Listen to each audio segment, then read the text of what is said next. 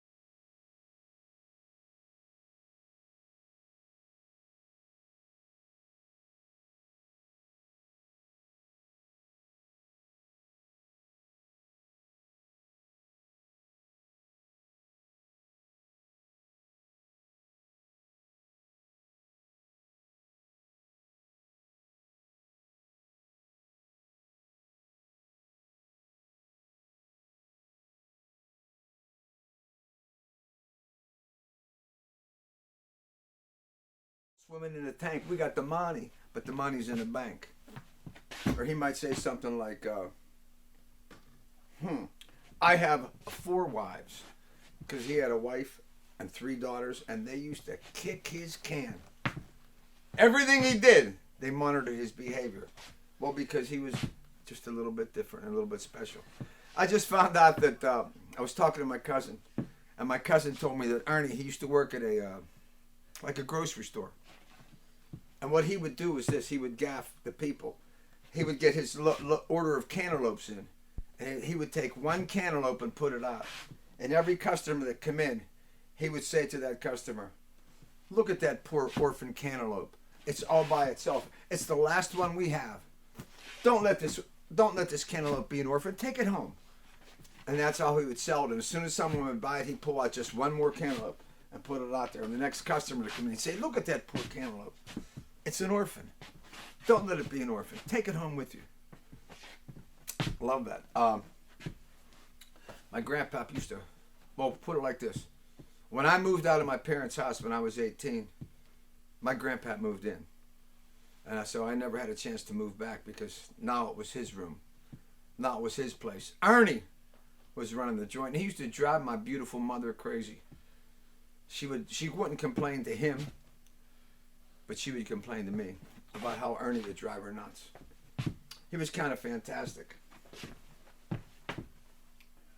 I don't know if you guys know this, but when I was a teenage boy, and wait a minute, I'm sure you guys don't know this, unless you just come out to see the Manful Handful play on one of his gigs. But when I was a teenage boy, I went to see the wonderful movie West Side Story.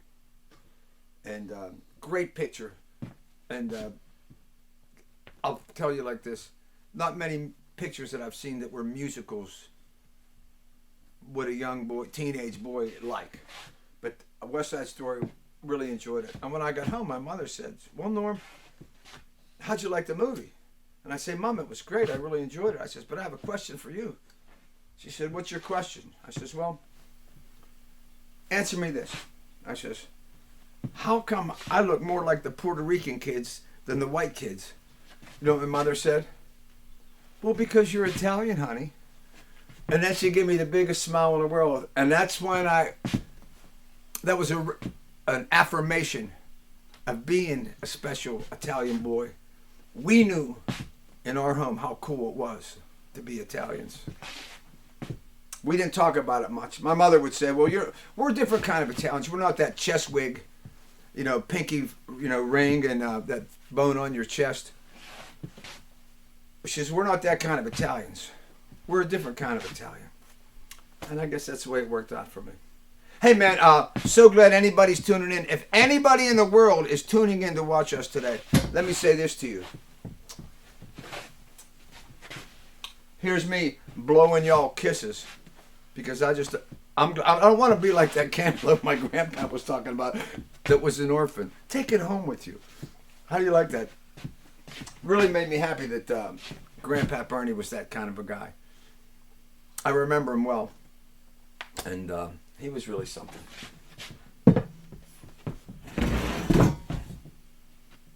Hey, let me put on a guitar here for you. Old Red, I'll bring her out and play you something. I know it's a little strange to play an electric guitar with no accompaniment, but what the hell? We're paving our own road here. You know, that's kind of what we did in Pittsburgh when we was young rock and roll guys. We paved the road.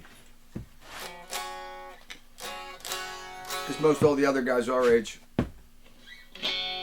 were playing in cover bands and, well, we used to say, stinking up the place. We says, you know what we're going to do? We're going to strap one on and play some rock and roll. East Side style. Manful. Not with none of that high singing like, lady! We didn't like that shit. We always thought that was like too scientific. We always liked that down to the bone like a Steve Marriott, Paul Rogers, Paul Kossoff. Remember the guitar player from Free? Oh, yeah. Paul Kossoff? Tom remembers him. My lovely assistant Tom is here with me today. Say hi, Tom. Hi, Tom. See how he can do that? Quite a guy. Hey, last week I was talking about songwriting. And I was being real serious about it. And talking about how important the lyrics are and how you can get important shit said. Well, right now I'm going to show you that this was before I ever learned to think that way. One of the first songs I wrote, probably in the first 20 or 30 songs I ever wrote. I like to whoop it on you right now. When we were kids, there was a record I called Whoop It On Me Baby. Anybody remember that record? Whip it on me, baby, whip it on me, baby. That was right around the same time as there was a record I called Baby Let Me Bang Your Box. You remember that record, Tom? I don't think I remember that one. You never heard the record Baby Let Me Bang Your Box? No. You know what it was about? I have a good idea. Well, that's because your mind is in the gutter. What it was about was a guy had a girlfriend who had a piano in her house. He wanted to play her piano. I know what you were thinking. And you know what? The reason you were thinking that is because you're a guy. And ain't nothing wrong with being a guy and thinking like a guy. Because that's procreation, baby. That's what makes the world go round. Men, women, falling in love with each other, watching each other as they walk, watching each other's lips move as they speak. That attraction. Long before men were shaving and women were shaving, well, I shouldn't have brought that up. Men and women were attracted to each other. They'd fight through each other's beards. This was a long time ago. And at that time, there were like big birds flying around the country. And dinosaurs. Not Dinah Shore. Remember Dinah Shore? She had an old TV show. And then on her TV show, she used to always sing this, and I love this. See the USA in your Chevrolet. Do, do, do, do, do, do. Remember that record? I didn't think you would. You're not old enough to remember it. But you know, then I heard years later, Dinah Shore hooked up with Burt Reynolds, and the two of them were hunching like a couple of monkeys. Love that. You know, I would have said, if I had a couple beers in me, what I would have said right after I said that would have been, and I would have just liked to have been sitting in the corner of that cheap hotel room smoking a cigarette watching. Shouldn't have said that either. I was talking about dinosaurs. Me and my hillbilly queen went to the museum a couple years ago and we hung out on the dinosaur floor down in Oakland, right across the street from the Cathedral of Learning. And boy, we had a hell of a good day. And we saw the cart guy. Great word, right?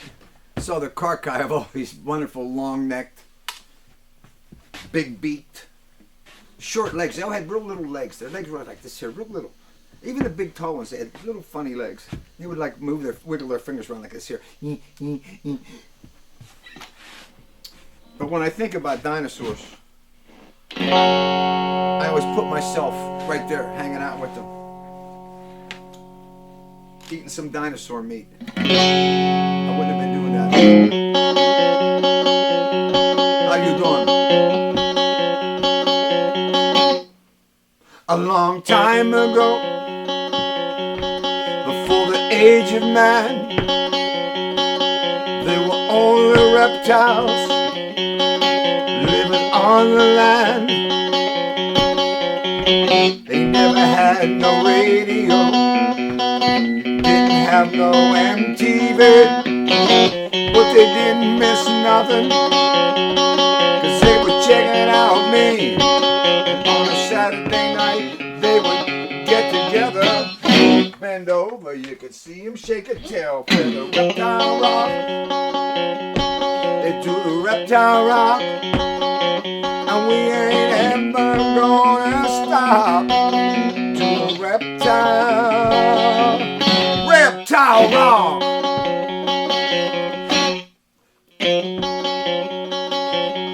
Well, they're swimming on the water and moonwalking on the land. There wasn't no place for the reptile man. He never heard nobody living day to day. But then that old reptile, he moved away. Once in a while when no one is looking, back in Ronnie's kitchen, y'all could see him cooking to the reptile rock. They do the reptile rock, and we ain't ever gonna stop. They do the reptile rock.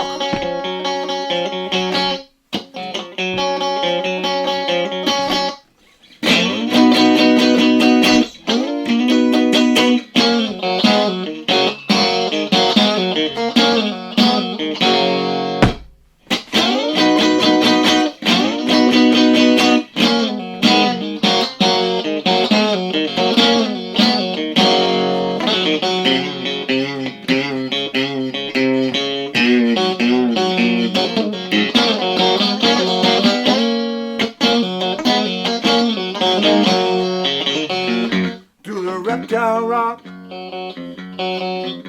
reptile rock, and we ain't ever gonna stop. To the reptile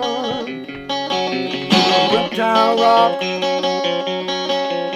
reptile rock, and we ain't ever gonna stop. But to the reptile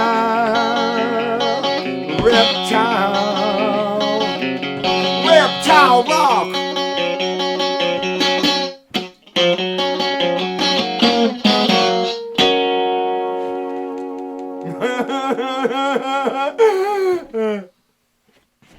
Tyrannosaurus Rex. And then big Brontosauri. I think those are the ones that had that long neck. I kind of love those ones. Isn't it amazing that they lived and walked the planet, and a lot of them just ate leaves from the trees? Well, I don't think not all reptiles were eating meat. Some of them were just vegans or vegans. How cool is that, right? We could learn something from that. Hey, man, we're glad to be here today. I am the beast of the East, and I would be remiss, I've never used that word before, if I did not read what Larry G likes me to read. Download my music. Whole LPs are single tracks, and the whole LPs are for under $10.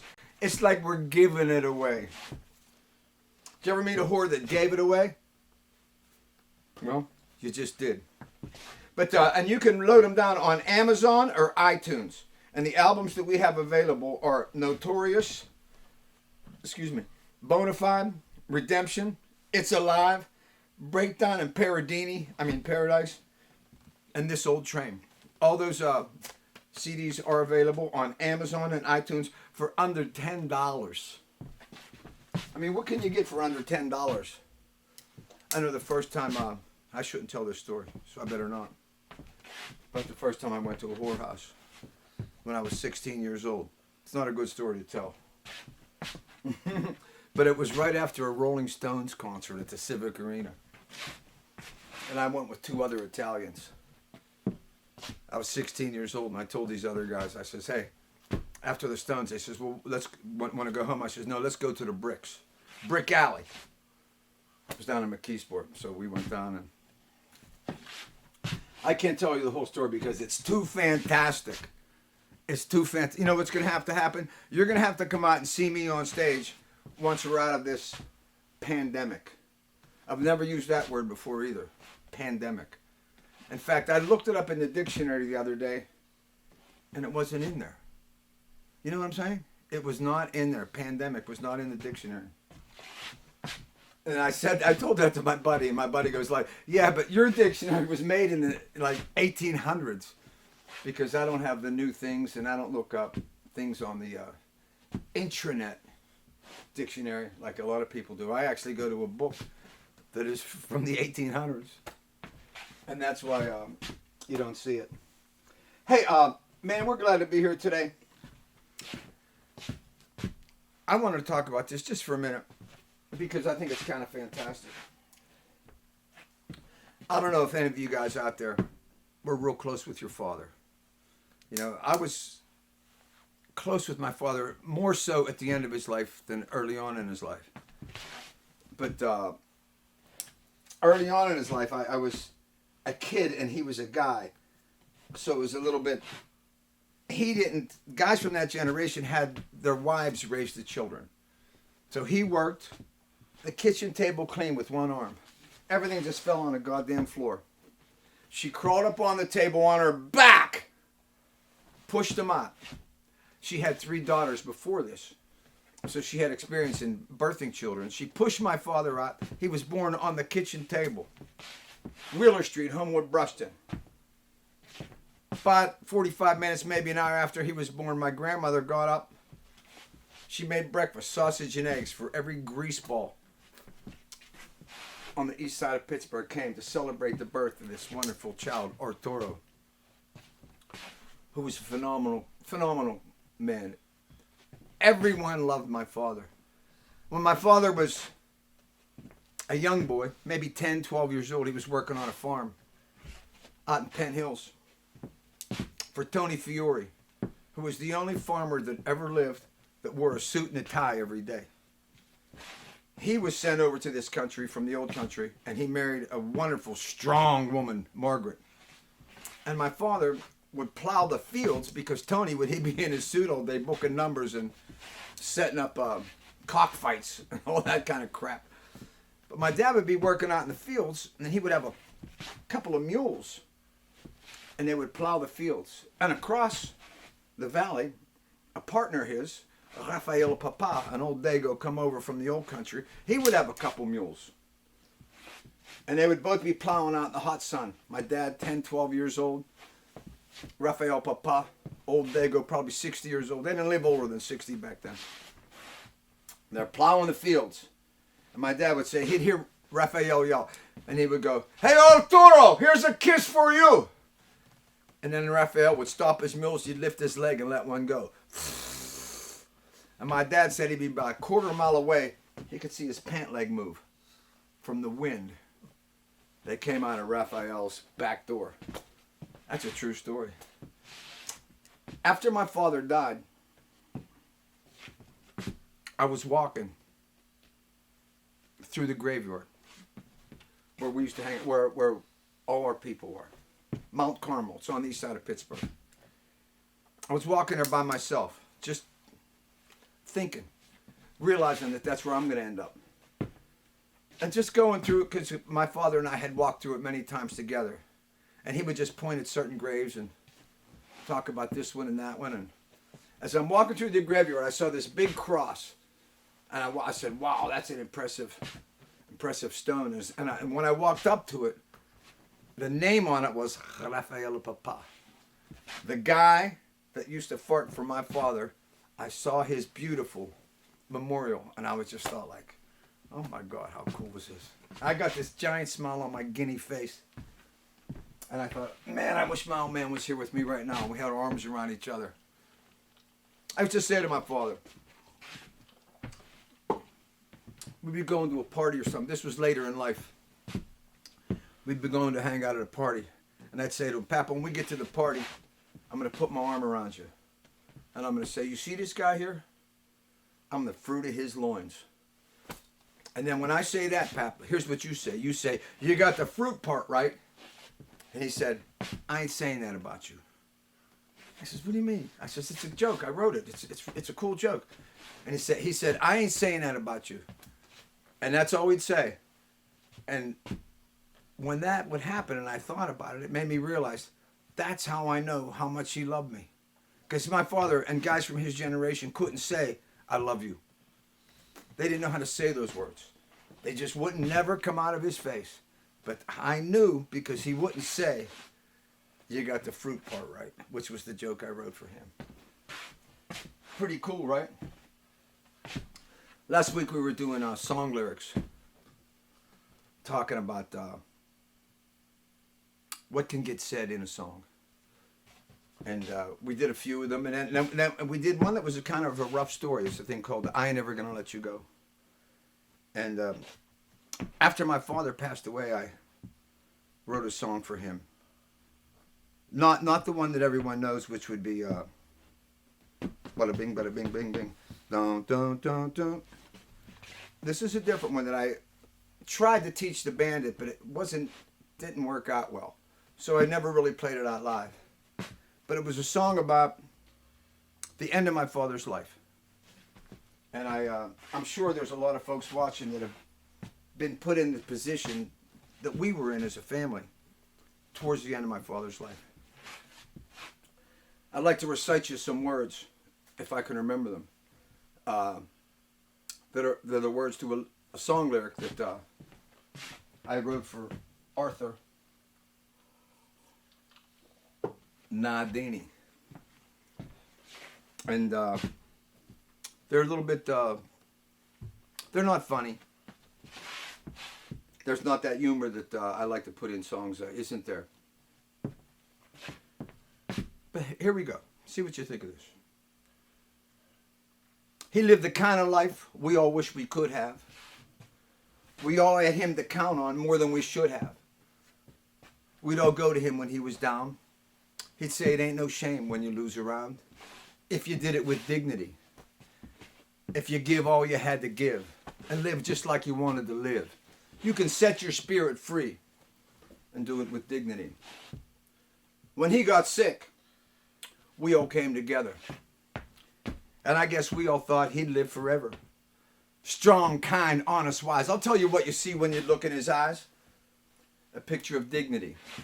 He lived like he wanted to live. Gave all he had to give. With a spirit running wild and free. And he did it with dignity.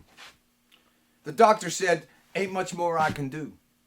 And we were all sitting there right in that room when he said, I think it's time we talk about the options.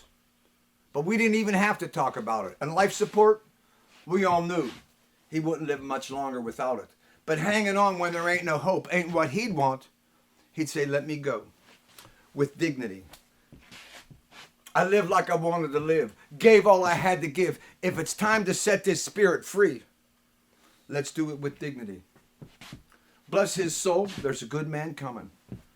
Lord, would you carry him home? Bless his soul. There's a good man coming. Lord, would you carry him home? Tom, say it with me. Bless his soul. There's a good man coming. Lord, would you carry him home? Arturo. I think about him every day. And I hope you guys out there were lucky enough to have a father that you could think good thoughts about every day. I don't ever think bad thoughts about him because there was no bad. It just wasn't there. He taught me about Steeler football when I was a 5 or 6 year old kid. If I couldn't talk intelligently about Steeler football, well, we didn't have anything to talk about. And so I learned about the running game. Tom the Bomb Tracy. You don't remember Tom the Bomb Tracy. How about John Henry Johnson? Bobby Lane. How about Night Train Lane? Used to play for the Detroit Lions. I think he just passed away. You know, I love the uniforms of the Detroit Lions. That blue and silver. Love that. Buddy Parker and Bobby Lane came to Pittsburgh around the same time. My dad used to always say that Bobby Lane would be down on the sidelines. He'd be drinking whiskey, smoking cigarettes. That's what the NFL was like when I was a kid. When we got old enough to go to the games, they used to play at Pitt Stadium. They called it Heart Attack Hill, Cardiac Hill or something like that, because it was way up the hill in Oakland. Beautiful stadium up there. And we went to a game one time, and the Steelers were playing the New York Giants. It was the game where not Big Daddy Lipscomb, but Big Daddy Lipscomb was the first 300-pounder in the NFL, and he played tackle, and they had a defensive end at the time. That bang, he went in, rushed the passer, and hit Y.A. Tittle on the chin, knocked his helmet off his head, and Y.A. fell on the ground, cut his head. There's blood running down his head, and there's a real famous NFL picture of Y.A. Tittle's there with his head. The guy that married Kathy Gifford, Frank Gifford, was playing for them at the time. Y.A. Tittle, Andy Robustelli. My dad knew all the guys in the NFL that had Italian names. Andy Robustelli, he's a good one. They had a linebacker named Sam Huff. My dad would go, he's no good, he's a bum. He's the kind of guy, when they're in the pile down there, he's biting other people, trying to break their fingers. He didn't like Sam Huff. I just thought I'd talk about it. Hey, very cool record. Glenn Pavone played lead on that album. I played rhythm. Really cool record. In fact, Gene Ludwig ended up playing some keys on it. Gene was a great B3 player that we had here in Pittsburgh that could have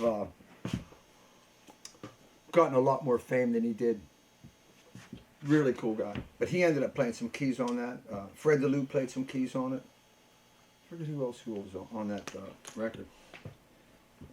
But Stutzo, we cut it with Stutzo, and then the Nighthawks cut this song as well. And it's a song that was inspired by me listening to the old Terry Lee radio shows, WMCK out of McKeesport, back in the 60s. They would play rhythm and blues music and not so much doo-wop, but the place where doo-wop started turning into rock and roll. And except when he had a special show on Saturday nights, I believe it was, called Music for Young Lovers. And on that show, he put a lot of reverb on his voice. And he'd go, music, music, music, for young lovers, lovers, lovers, lovers. And that's where the young people would sit in the back of their car with their special girl and get a little titty. How you doing? Love that. Doot, doot. But check this piece out. Remember that song by the Casinos? Kiss me each morning for a million years. Well, this is kind of like inspired by those types of songs. Like I say, they weren't doo-wop. They were like the next step between rock and roll ballads and doo-wop. And that's what I was trying to achieve with this piece of music. Remember that song by Percy Sledge, When a Man Becomes a Woman? Oh, I screwed that up. Sorry about that. See what you think of this. How about Percy Sledge? How about the face on him? You see him on them old doo-wop music commercials on Time Life and all that. Percy Sledge. I'm sure his mother loved that face. See what you think of this piece. How you doing?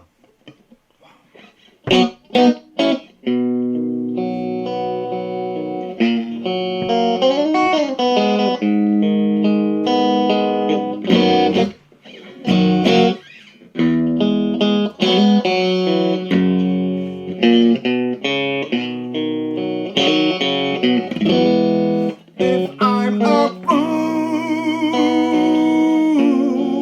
for loving you.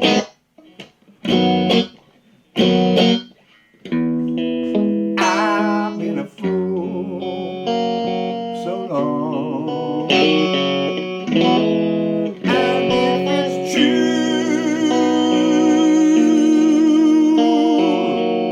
what they say about love, it just keeps on getting stronger.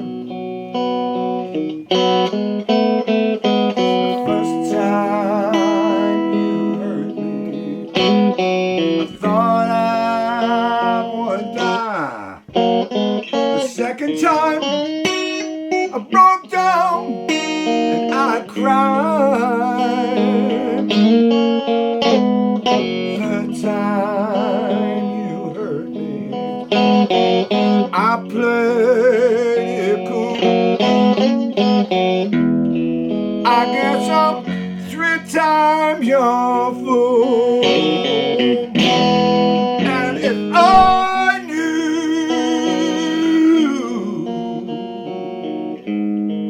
that you'd fall another, maybe I'd just play along. I'd be blue, Lord, I would suffer until you found way back home. The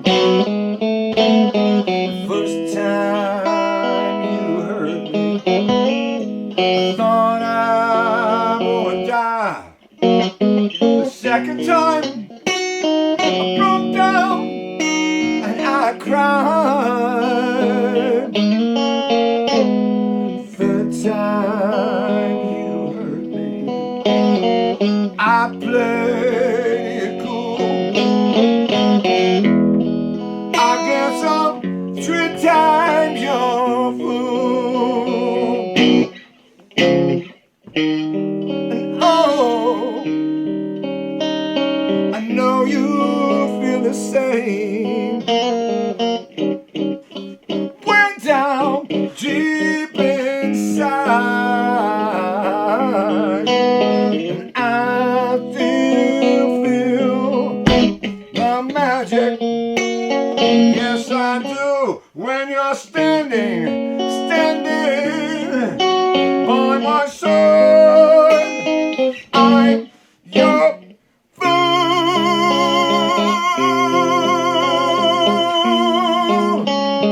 Well, 3 times your fool. Hey! 1, 2, 3, yeah. 3 times your fool. I'm your fool.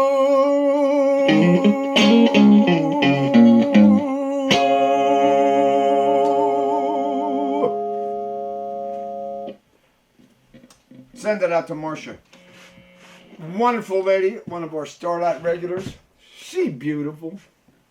3 times you fool. I should have said before we did that, this is an all skate. I saw on TV the other day that Snoop Dogg is having roller skating parties. I thought that was fantastic. I don't know if I ever told you about this, but if Willie Dixon and Snoop Dogg put on a party, you know what it would be called? A wang dang dizzle.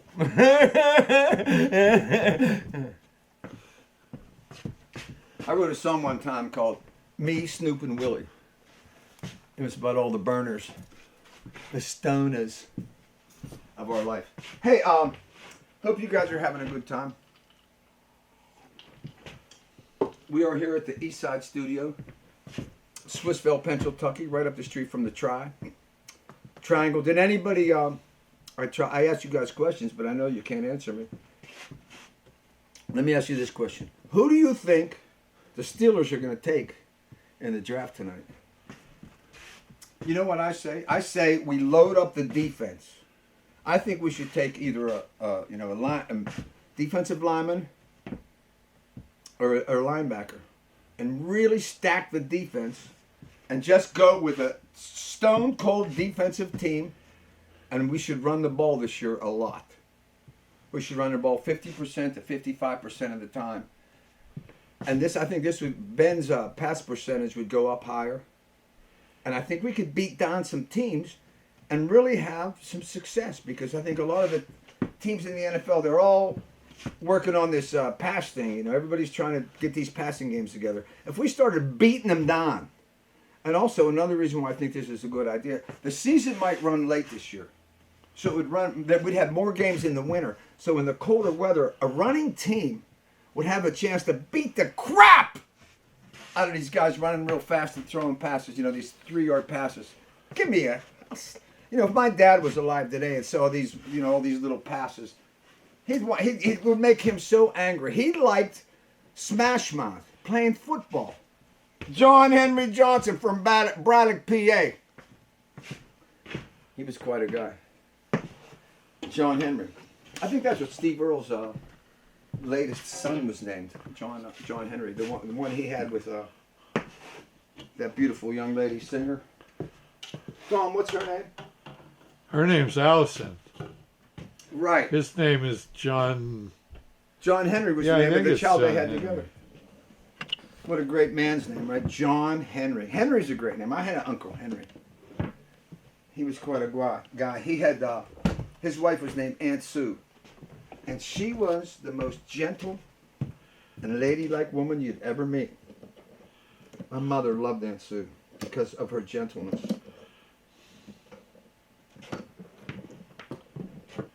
Let me say this to you. I suck at playing keyboards, but I can't stop myself from doing it. I practice and I try. You know, I played accordion when I was a little boy, and I was terrible at that. And then I played organ in bands when I was a teenager. But when I turned 19, I saw B.B. King play guitar, and I didn't play a keyboard for 40 years because I started trying to figure. I figured I'd rather be a rotten guitar player than a rotten keyboard player. And you know what? It worked out for me. I'm terrible at this. But every once in a while, I kind of like doing it. How do you like our brick wall? You know, I love that brick wall so much. After my lovely assistant Tom leaves tonight, you know, and I might just stay in here and hang out with the brick wall.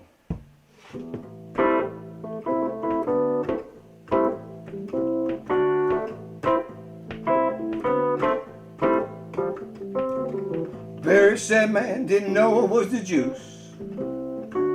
Man said Barry, you ain't telling the truth. Game on. Game on. There's a life being lived. Something gotta give. Game on.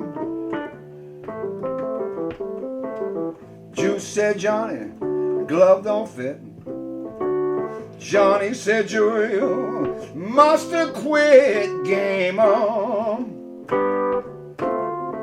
Game on. The life being lived, something gotta give. Game on.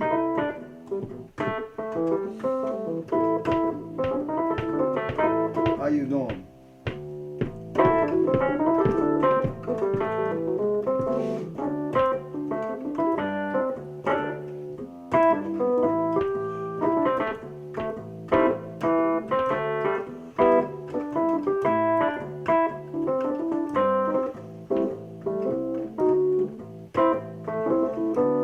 Donald said, I'm gonna build us a wall.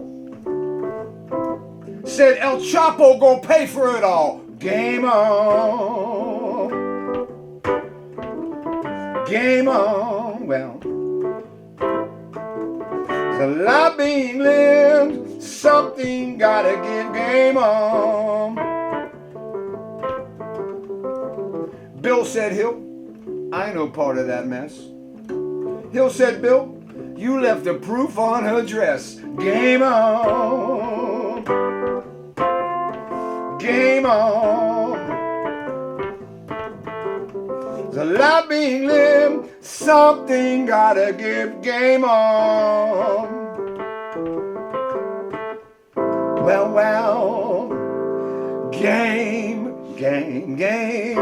game on. An abbreviated version. I have some wonderful verses in there that I didn't get to play. I have a verse in there that says, Jerry said, Joe, what I did to them kids wasn't right.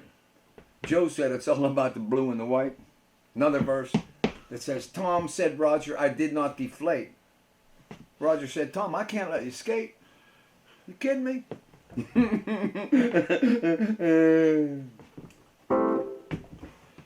Having a little fun with that. You know, I say this sometimes.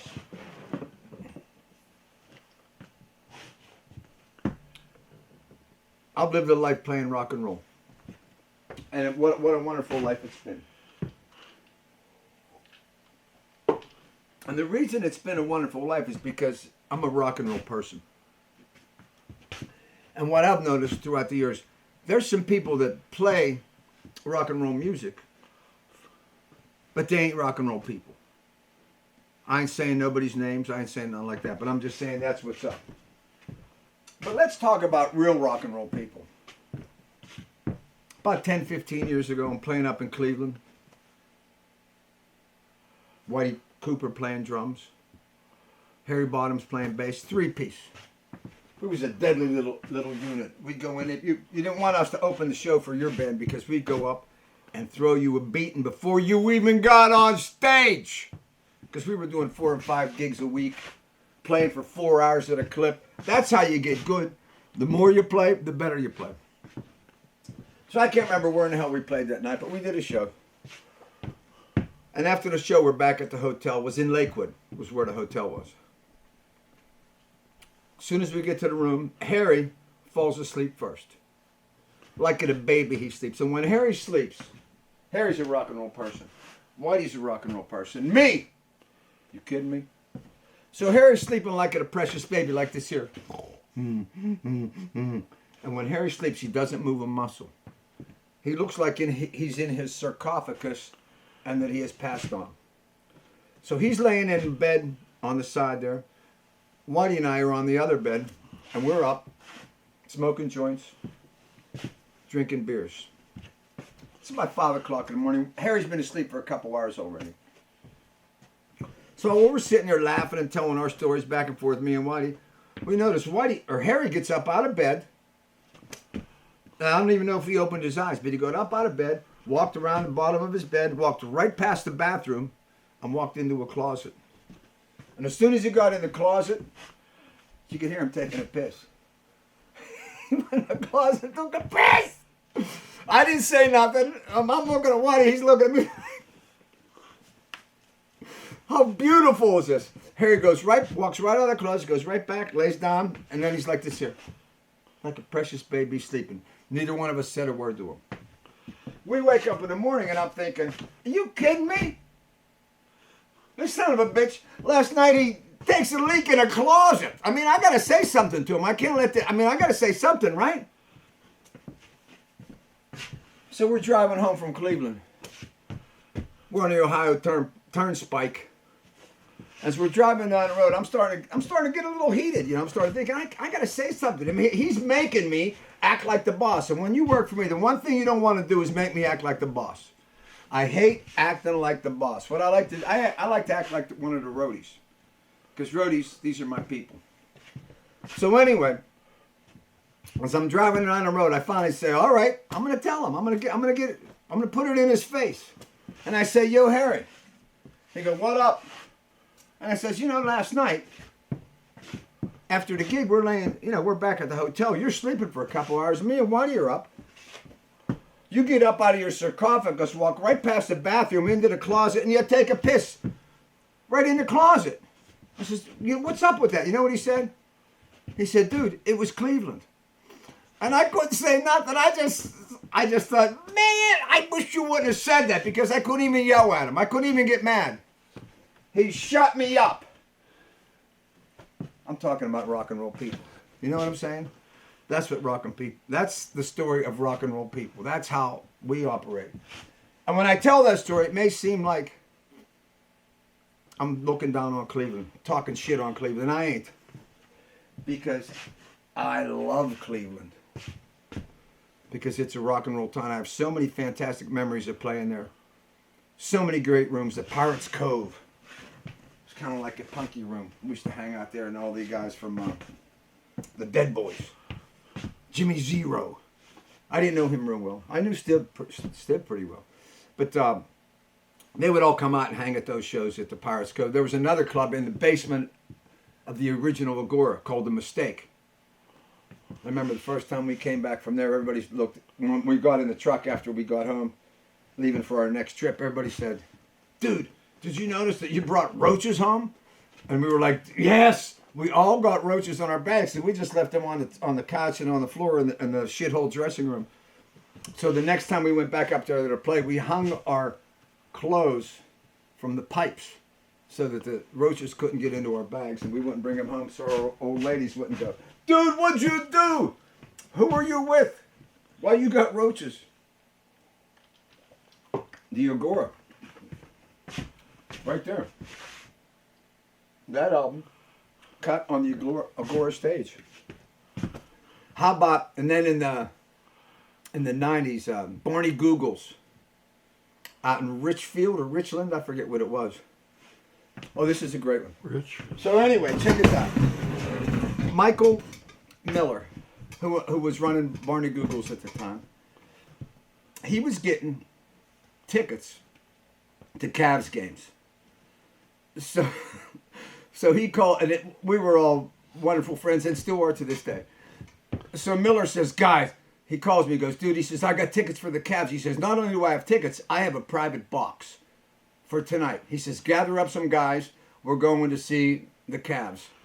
And I think it was playing the Celtics at the time, which was a great thing. So I get Eddie Smith. I think Skiba was with us. Warren King. Bobby the Fat Man Boyer, who was the sound man for the House Rockers. Wonderful, wonderful friend of mine. He used to live down at the Triangle. We used to burn a lot together. So anyway, we all go up, we meet Miller, and we get in, and he takes us and puts us into a box up where all the rich people, wine and dine and hang out with their corporate buddies and all that. So we're in this box, and right next to us is some real corporate people. You could just see us, and they didn't even want to look at us because, Eddie Smith had hair down here and a mustache. He looked like a Mexican bandito. Bobby the Fat Man Boyer, he was a piece of work. Warren had hair down here. So anyway, during the middle of the game, Warren, and you could stick your head, if you go out like this, you could stick your head into around the glass into the next box.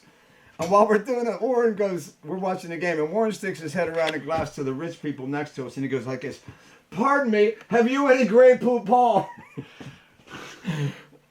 That's a rock and roll story. That's a rock and roll story. That stories like that live forever.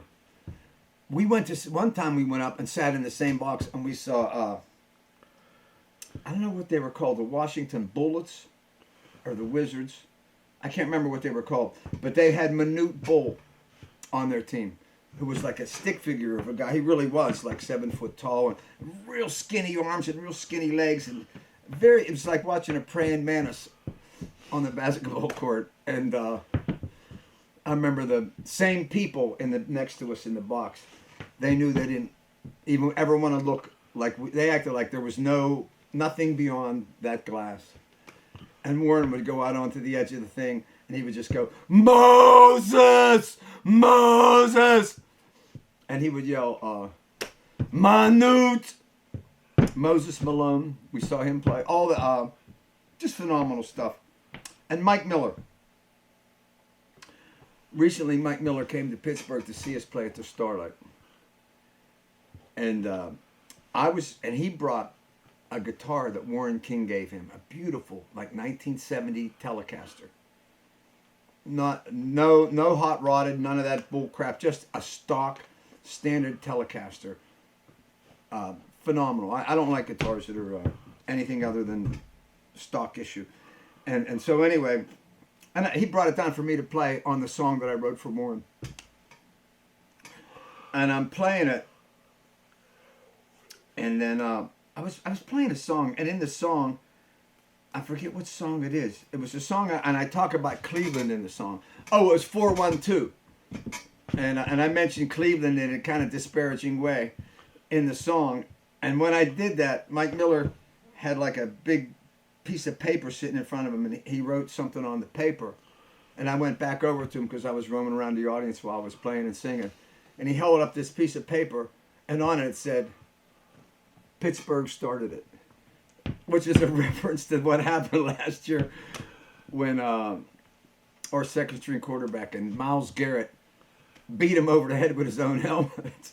But he put up this thing that says Pittsburgh started it. And then it made me think about all the crazy stuff we used to do back in the 80s era, or the 90s with Fish. When Fish was alive, the Fat Man was still alive. And we would all party together. Those were great times. Hey, Tom had said that he had bought some pictures for me, and he wanted to put them up. And I thought, you know what? Oh my God. Now that right there is a picture's worth 1,000 words, right? Southside Johnny sitting on Hood's lap. I don't know if it was Tuesday, Wednesday. Hood passed away. And Hood has been with the Jukes, I don't know, 30 years, easy. And ain't no one ever didn't like Hood. And if you know Southside Johnny, wonderful cat. But a word that might be used to describe Southside would be salty. He don't like talking nice to nobody.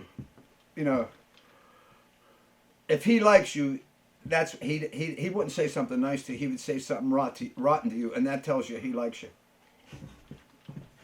That's how he communicates. Very Jersey-like. And Southside would always be getting in trouble. And being Southside, I mean, that's who he is. That's part of the lovability of him. What was I talking about earlier? Rock and roll people. Southside Johnny never ever tried to blend in or be a nice guy or go with the flow. His way has always been to be Southside Johnny. In the dressing room, I remember one time I was talking to him. Me and Whitey were in the dressing room with Southside, and I had mentioned that I knew one of his wives. I don't know if it was his first wife or his second wife, and she was from West Virginia, like my wife was from West Virginia. And I mentioned to him, I said, and her name was Betty, and I said, yeah, I knew Betty. I was a good friend of hers. And he goes, that's it. And he throws me out of his dressing room. He goes, get the hell out of here. I want him out of here right now. And he threw me out of his dressing room because I mentioned one of his old wives it wasn't like he didn't like me, and it wasn't like he didn't like his ex-wife, Betty. It was just what he had to do because that's how Southside Johnny behaved. And Hood was always the guy that would come out and put his arm around you and say, hey man, Johnny's just being Johnny. And he did that with me many occasions. And I can't imagine how many times through the years that Hood had to apologize and explain and soften the situation between Johnny and some MFer from somewhere. And Hood could do that because it was real. He really was a nice guy. And he really loved John with all his heart. And he loved the music that they played with all his heart. And losing a guy like Hood, like, if you're in the Jukes, or were in the Jukes, which so many guys have been, I remember Kevin Cavanaugh was a friend of mine who passed on, was a Juke. There's a mess of them that have passed from that band because a big band, a lot of guys and a lot of life, and then a lot of life lost. But Hood all I can say is a ton of folks gonna miss you. And yeah, bless his soul. There's a good man coming, Lord. Would you carry him home? We used to smoke joints together. That's what you do. And a lot of times you're in a room where you ain't supposed to be smoking joints, and then you have to hide and sneak. And then people smell it, and then you'd look around like, wonder who would do that. Meanwhile, it's Norman and Hood, Harry, Whitey. Rock and roll people doing what rock and roll people do. What else you got? You got another picture for me, Tom? My lovely assistant, Tom, comes down from Erie. Erie, from the bad weather belt. Oh my God, look at him. Didn't he think he was something? He was young, he was pretty. He's like this here, all hands, all dagoed out of his mind, shades. He's all shaded up, sport coated, and thinking he is the prettiest man on the block. You know what they used to call me? Little Big Mouth. You know why? Because I would talk loud and say nothing. Yeah. Seems like I'm still doing that, right? But that would have probably been, that's an 80s picture. That's from the 80s. I don't know where it's from. You have any idea, Tom? I just randomly found these. It looks that like was a real Vegas. That was a real Vegas. Tom says that was a real Vegas picture, and oh yeah, it really was. And you can tell it's probably a big room. You know, the way the background is set. It's probably from a big stage. It might have been an Agora shot or Stanley Theater shot. We did a ton of shitholes constantly because we were that band that always worked. You know, some bands only take the gravy gigs.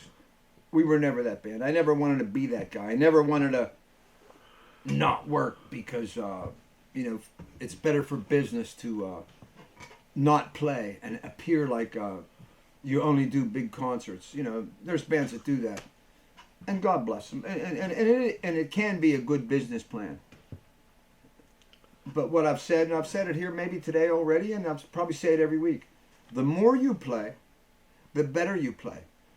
And real rock and roll people want to live the life. Part of the reward of being a rock and roll guy is living the rock and roll life. Doing the dates, one after the other, good and bad. Taking them shit gigs.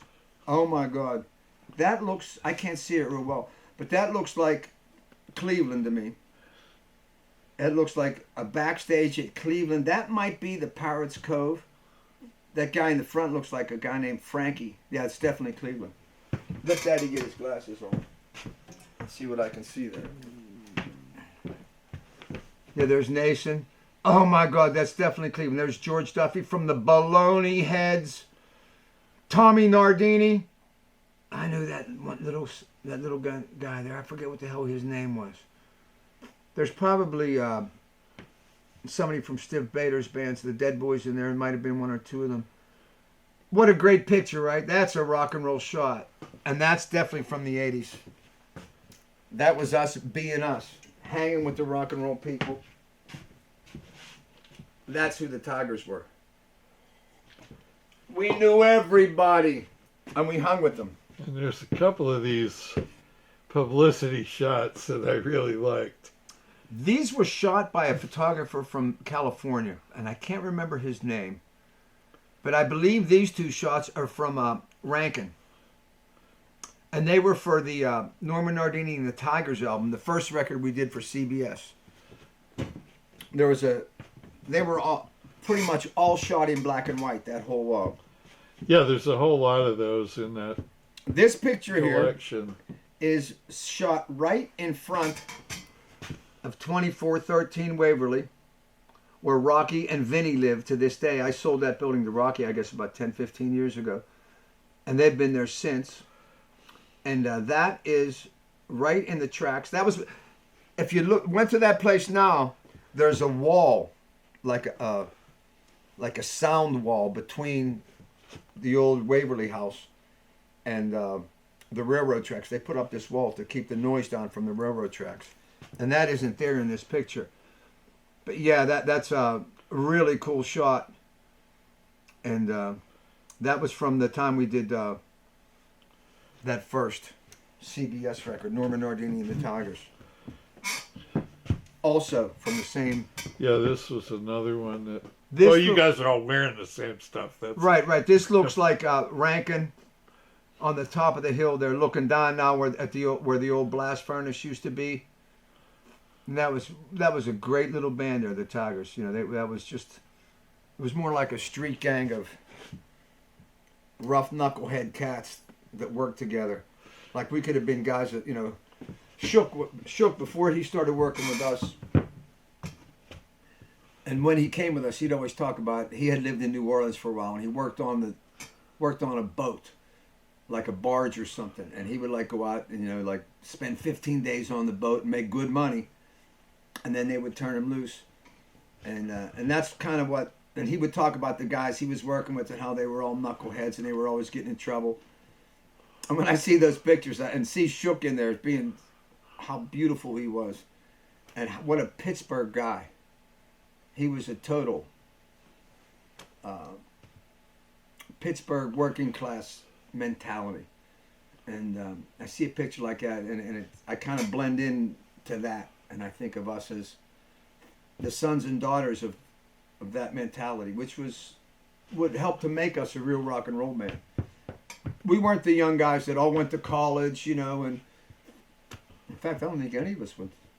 Nason came to town to go to engineering school, and really actually was towards the end of his life when Nason passed on. He was working up at a high-level studio in Rhode Island with Phil Green, who was the engineer for all the boy band movement. That was at Maurice Starr was the producer. Phil Green was his engineer. And Phil Green's protege engineer was Nason. So he wasn't playing instrument anymore. He was taking the education he had before we started the Tigers in electronics and becoming a high-level engineer. And that's him there, right? That's him there. Wasn't he something? One of the most insane and beautiful people you could ever meet. He's crazy out of his mind. And you could just see it on him.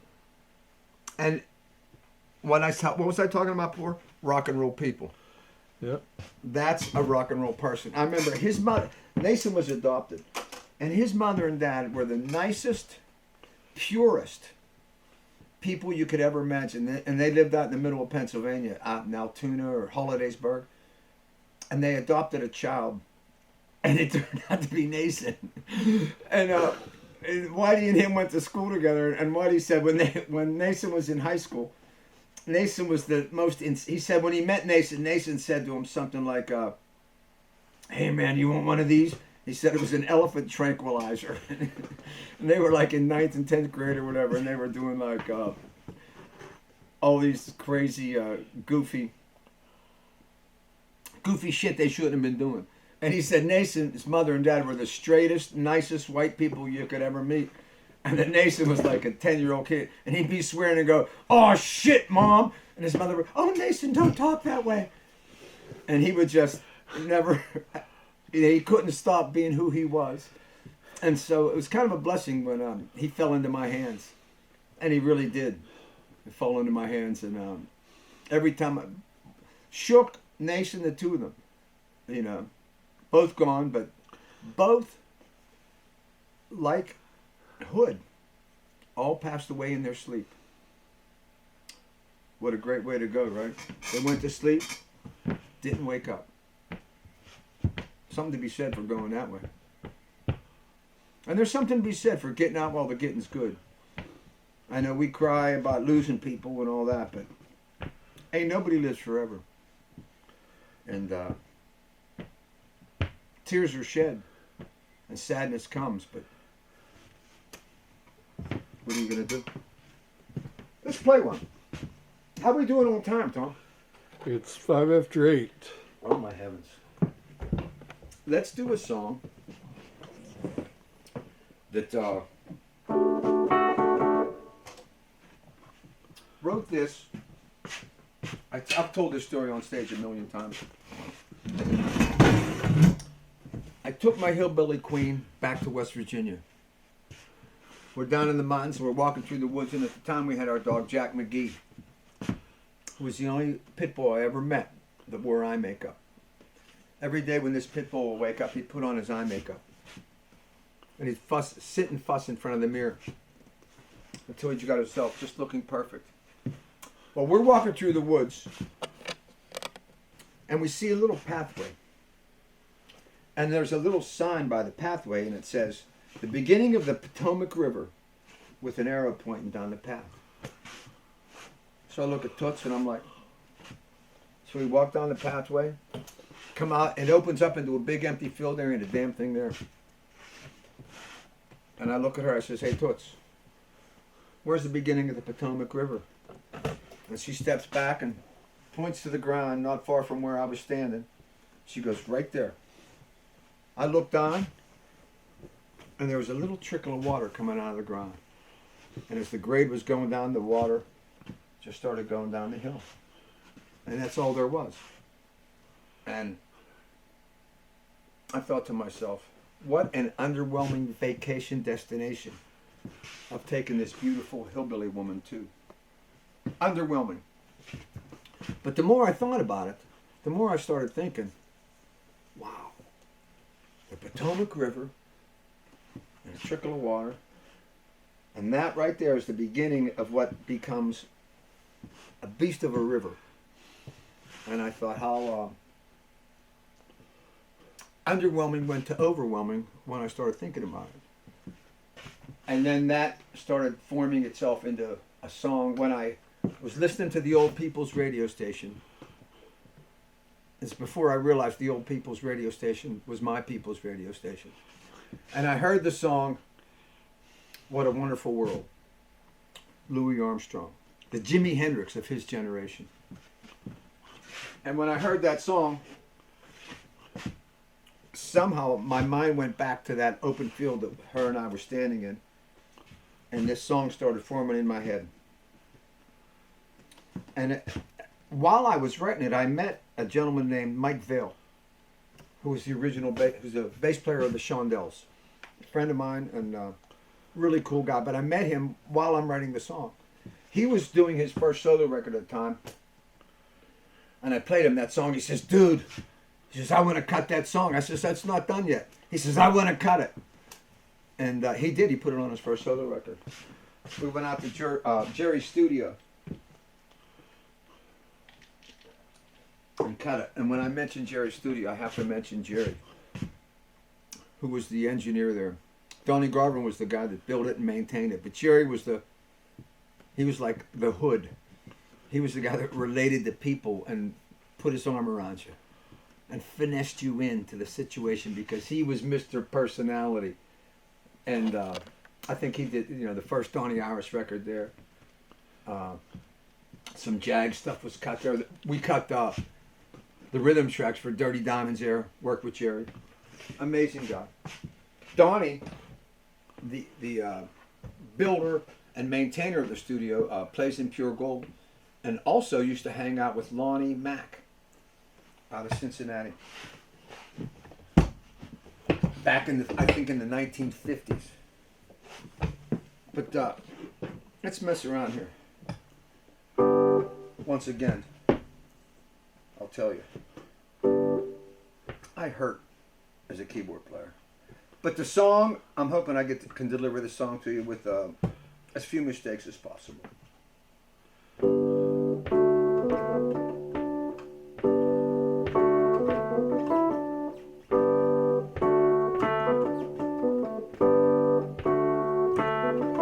There's a mountain stream trickling down to a rumbling river, ocean bound, with rippling waves and a tow pulling under. We're living in a world with all its wonder, under a yellow sun in a pale blue sky, couple gray clouds just drifted by, and a minute ago it was rain, lightning, and thunder. We're living in a world with all its wonder. The wonder of it all, four winds blow. The wonder of it all, the colors of the rainbow.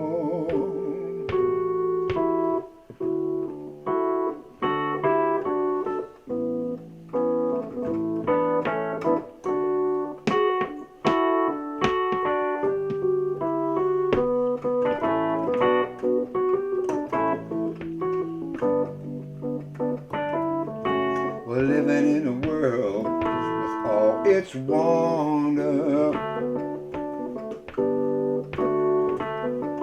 There's a field of corn growing tall. Gonna harvest it come early fall. In the warm spring ground, gonna plant that seed under. We're living in a world, living in a world, living in a world with all its wonder, wonder, wonder, wonder.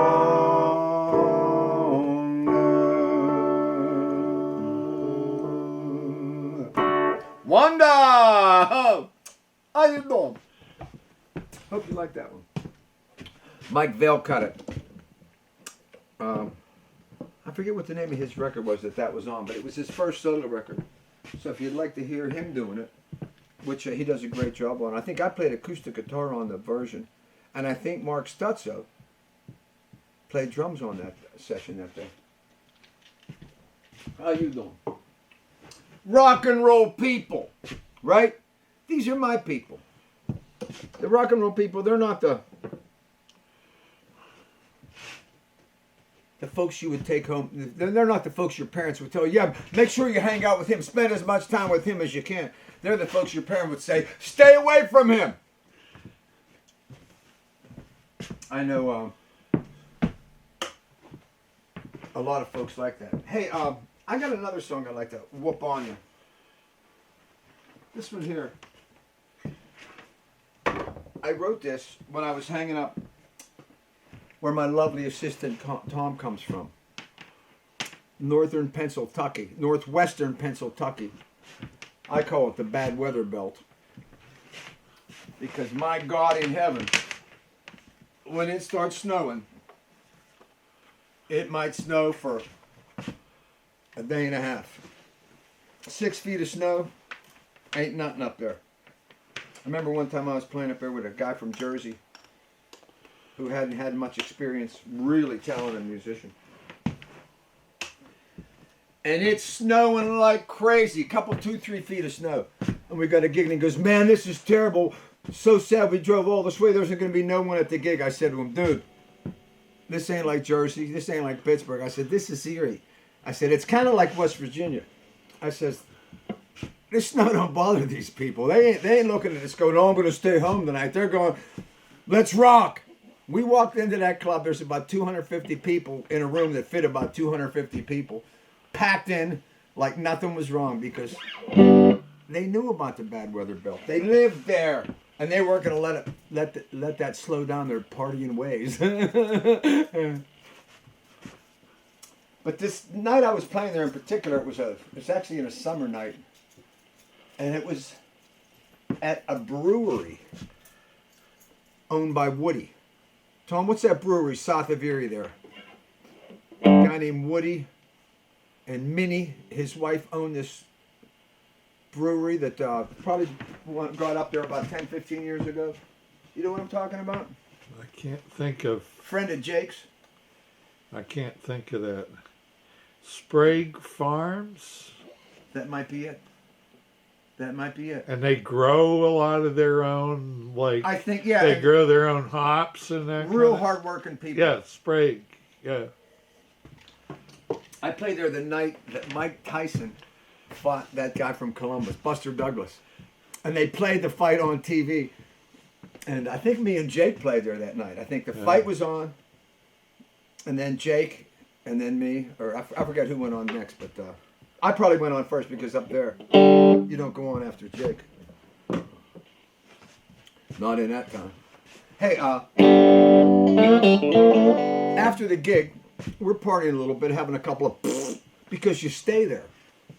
There's a house where the band stays after the gig, so you don't have to worry about driving, so you can have a few pops. So I don't hardly ever drink, but on this night I was drinking pretty good. And the great one thing I remember about that place is right beside the house where the band stays was a pond that before even the sun came up, about an hour before the sun came up, it was filled with frogs. And it was like a frog symphony. Because we didn't go to sleep. We were up all night just doing it. And me and Skibo were out there in the yard, and we were like listening to the frog symphony in the morning. It was just glorious. But the night before, we met this woman, and she said, boy, I love your music, I love your band. She says, I want to take y'all back home with me. I says, oh, really? I says, well, what are we going to do? What are we going to do when we get to your place? She says, I'm going to cook for y'all. I says, oh, okay. I says, that sounds fantastic. And I says to her, well, what are you going to make? And she gave me the biggest smile. And she goes, I guess, cornbread. And at the time, it touched the hunger in my belly. But I didn't get the feeling of growing that moment into anything that would last forever. But a couple of days later, maybe a week after I got home, I started thinking about that moment. How do you like this green sippy cup? I hope you're all out there making fun of me. And saying, yeah, Norman has a little baby for me in there. But, I'm going to get this guitar up there, huh? But, when I started thinking about that moment, I started thinking about, and the girl's name was Nene, which is a killer name right off the top, right? What's your name? Nene. And she was the cornbread lady in my mind, and I started thinking about it. And then I put together these thoughts, and I'd like to stick them right in your ear. Right now, I'm going to stick it in your ear hole. What do you think of that? Because I'll come right over there and give you a goddamn slap. See what you think of this piece of music. I've done it many times. And when we do it on stage, I had heard the amazing musician and weirdo, wonderful weirdo, Larry Seifers. Me and Larry have a love-hate relationship. I love him, he hates me. And I heard him playing some stuff. We were just hanging. And I said to him, dude, stick this here, do this, ding, bada bing. And it's basically everything that he was doing. And I heard that propping this tune up. And so the arrangement I do live, I don't even play on. In fact, nobody plays on it but Larry. We just do it with me and him. And some singing. Maybe a tambourine or something. But we're not having other musicians involved right now. So I put this arrangement together of this particular number. See what you think of it.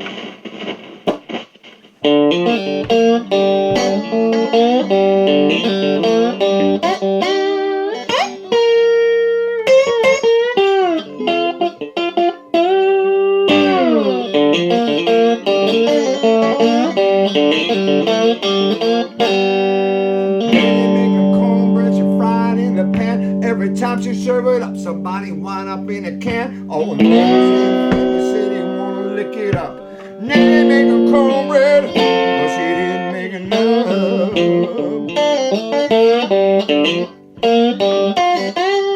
Nanny make a cornbread, river dropping by, smelling like cigarettes and French fries. She said the cornbread, that's the mostest thing he loved. Nanny make a cornbread, but she don't ever make enough.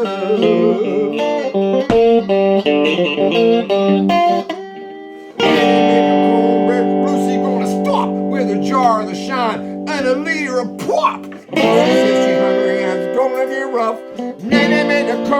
cornbread, but she didn't make enough. She don't make enough. She don't ever make enough. Cornbread, you can smell it in the kitchen. Cornbread, folks are finger licking. Cornbread, sure enough, delicious.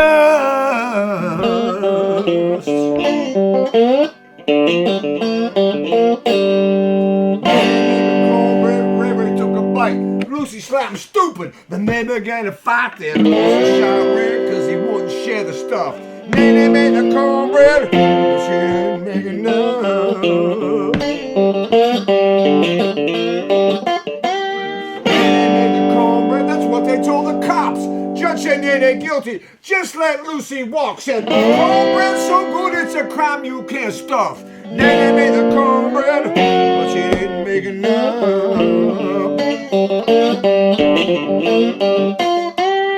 Nanny make a cornbread at the penitentiary.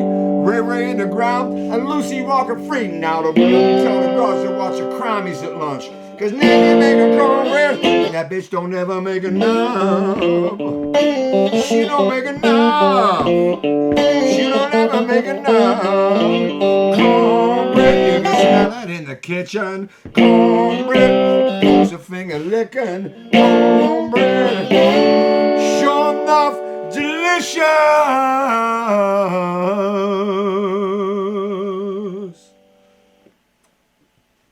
Cornbread.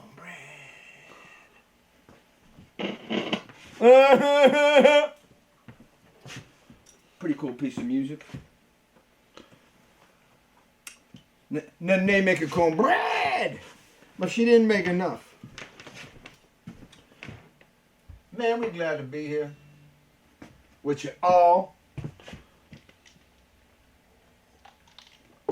I should read my thing again from Larry G. G-Mac, Germaxel Rose. You can download my music, whole LPs or single tracks, and the whole LPs are under $10 on Amazon or iTunes. And the music we have available are these LPs. Notorious. I got that name from Ricky Granati. Love it, right? Bonafide. I got that name from being a dog person. Bone. You know what I'm saying? Dogs and bones. Redemption. I got that thing because I needed redeemed. It's Alive. I got that thing because I'm like a monster movie character. I ain't right. I wasn't good when times is good. Breakdown in Paradise. Love it. And ladies and gentlemen, This Old Train. Those are some pieces of music that I'm hoping that some folks will download, and so is Larry Germack. You know, we were talking about being Italian. I was thinking about this the other day. When I was in my 20s, and I had been playing in these terrible, I don't know, I shouldn't say they were terrible, but for me it was terrible being in lounge bands because I wanted to do my own music, and I wanted to, if I couldn't do I didn't have my own music, but I wanted to somehow find my own music. And so when I left the lounge band business and got the next thing would be a cover band, the closest relative to a lounge band. And we started playing for this cat up in New Kensington, which was like a gangster town. And my lovely assistant Tom and I were talking about how Erie had a great reputation as a gangster town. Not unlike Youngstown, Ohio. And in Pittsburgh, there was a town on the northeast of town called New Kensington. They called it Gun Town. And that was like a gangster town. And we met this guy, and he owned a nightclub. It was called St. A's. And at St. A's, when you played your Friday night gig, you didn't start till Saturday. And when you played your Saturday gig, you didn't start till Sunday. And you played till 6 o'clock in the morning. You know, like you'd go on at 2 o'clock in the morning or at midnight, and you'd play for 4 hours. And Pete was the guy that owned the club, and he was an extremely unique character. I was such a kid and so innocent. I had never met anyone that was that lived this kind of life. I didn't know any of those people. I didn't realize any guys were. I just thought characters like him were only in movies. I didn't realize those movies were made because there were actually people that lived that way. And Pete was one of those guys, and he was just an amazing cat. And he used to, as tough a guy as he was also that charming and lovable. He would always like talk about how beautiful his feet were, which was something that just fascinated me. Like, dude, you know, and he was like a big, strong, and everybody feared him, although he was always real gentle when he talked and just always jolly. And he liked me because I was Italian, so he would keep me close to him. And he also liked me because I liked the same kind of music he liked. He liked the old swing music from the 40s. And, you know, Tommy Dorsey and all those old, they call it the American Songbook now. They didn't call it that then.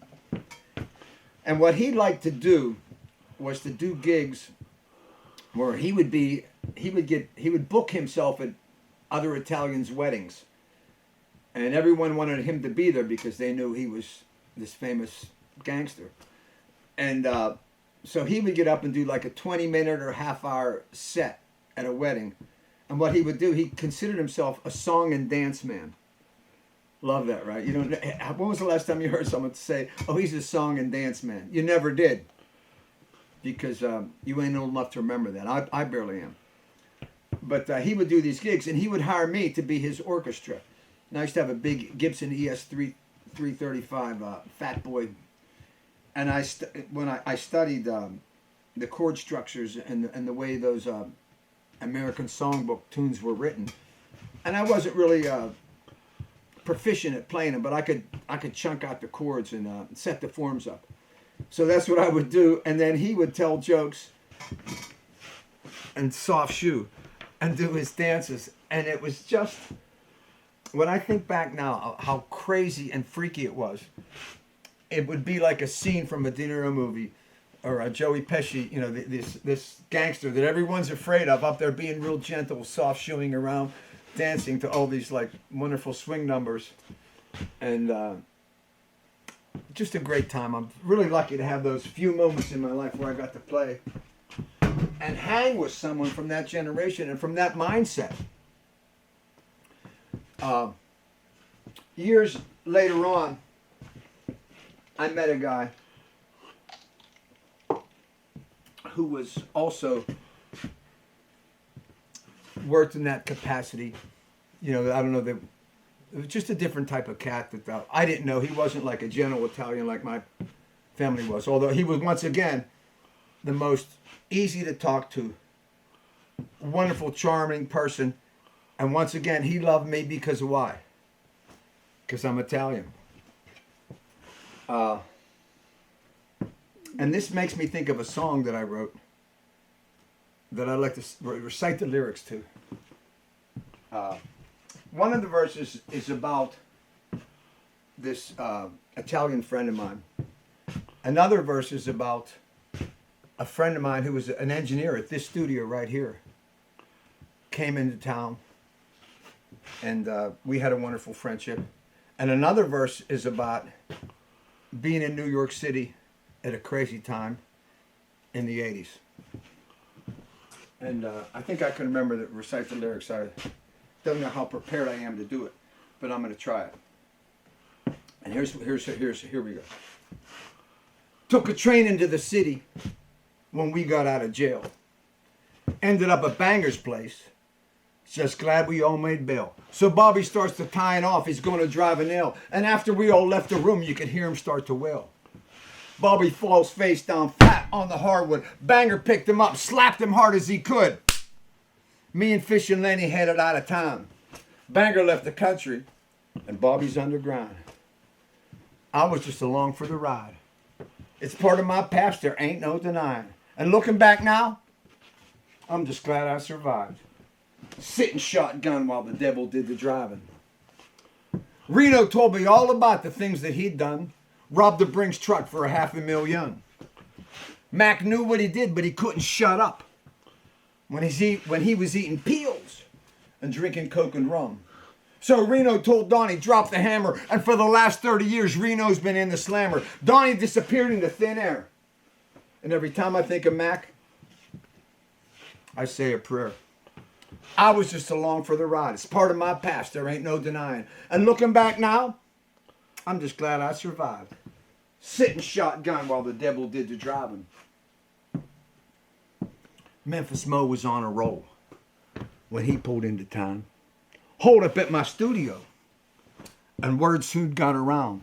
Memphis had a taste for blow when he was mixing sound. He disrespected Tone one night. Tone swore he'd shoot him down. Tone pulled the trigger. Mo's blood started pouring. Cops was at my door 6 o'clock in the morning. From a bullet in his back, Memphis lost his life. The judge gave Tone 20, but he got out in 9.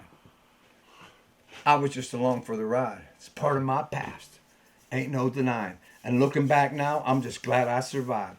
Sitting shotgun while the devil did the driving. The devil did the driving. That's a song from the Notorious record. And all true stories, all names changed to protect the guilty. Pretty nice piece there, huh? Man, I'm glad to be here today. I'm so glad we get to do this. You know, everything in my world's changed. I never, ever have not played gigs this long in my life. And it's kind of freaking me. But this is my salvation. This is my, I don't know what the word would be. This is salvation. I get a chance to be Norman and talk about the music and talk about the people. You know, the people that do this stuff is, that's half the fun of doing it. You know, last week we were talking about the importance of the lyrics to songs and writing significant things about significant issues and significant situations. But tonight I played you Reptile Rock. I'm the same guy that wrote Love Dog, Ready Freddy. So I'm not limited to writing only songs that are too thought out and have lofty expectations as to what they get said. I'd like to do you a song that is the opposite of significant. Just wrote this a couple years ago. And it is not anything I'm bragging about. It's not anything I'm proud of because it's stupid. No, it's not stupid. It's stupid. Love to say it that way. And I'm just going to do it. It's just like a throwaway. And the name of the song is No Mo. And it's a song about a guy that gets involved with a woman that moves much faster than he ever did. He can't ever imagine living the wildlife and throwing it all over time. But the woman he hooks up with, that's who she is, and she can't be nothing else. And this is a song about that guy talking to that woman saying, look, you're moving a whole lot faster than me, and I can't take it no more. You're overwhelming me. And this is the song. I'm going to check the words in case I forget them. But like I said, it's really just a silly, fun song.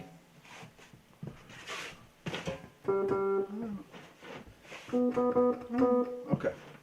Goes like this here. I'm a no-go. Where you go? I'm a no-go no more. I don't want to see you. I wouldn't want to be you. I'm changing the lock on the door. We had some time together, but it didn't last forever. Now I'm leaving you behind for sure. I'm a no-go. Where you go? I'm a no-go no more, no more. I'm a no-go no more.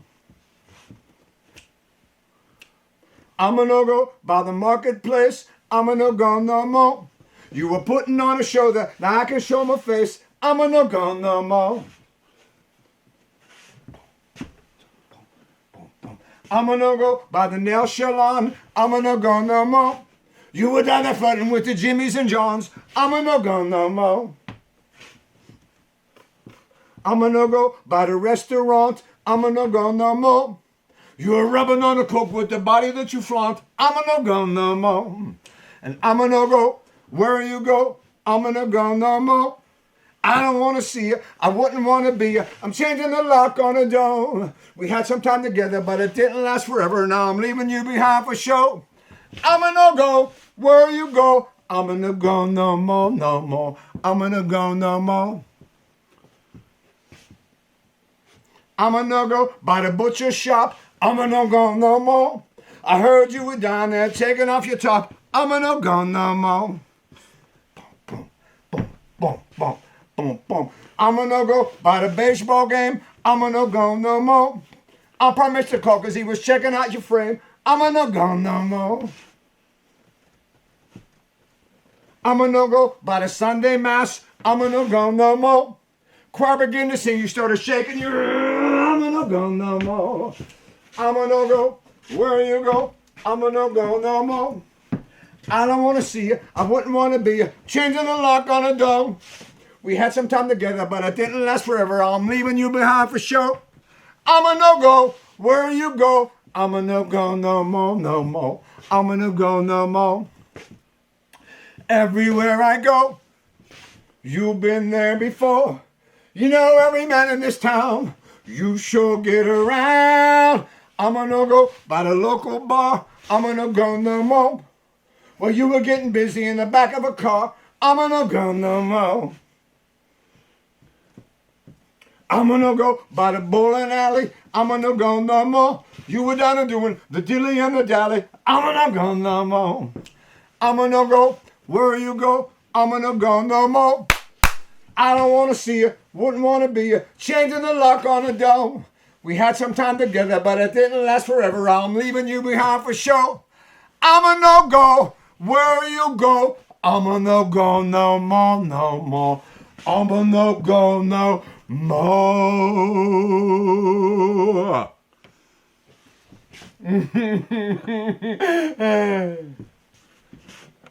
No more. What'd I tell you? That song ain't no good. Just a bunch of goofy shit. But you know what? It's fun to dance it out and have some fun with it. Sometimes when I do it, Lamont Samuels plays a squeeze box. And we do it just the two of us. It is just, can I use the word? Delicious. Tom, do you have any pictures for me? You have any naked about through what I got, yeah. You don't have any naked pictures for me? No, I don't. Fresh out. Maybe that's a good thing. How are we doing with time? We got 20 minutes. We have 20 minutes to be together, to share, you and I, ladies and gentlemen. I wonder what it is that we could do.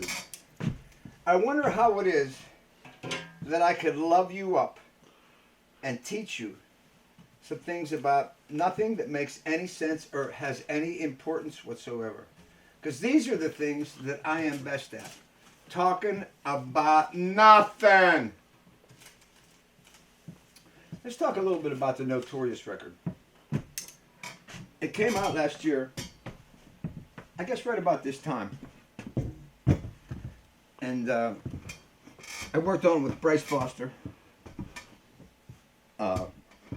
Wonderful West Virginia boy. I met him when he was, playing with the Brett Kane band. Playing drums with the Brett Kane band. A monstrous band.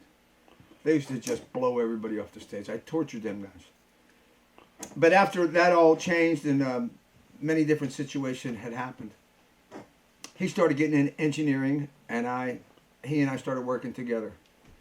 And we put this project together for the Notorious record, where he would play drums, and I would, do my thing.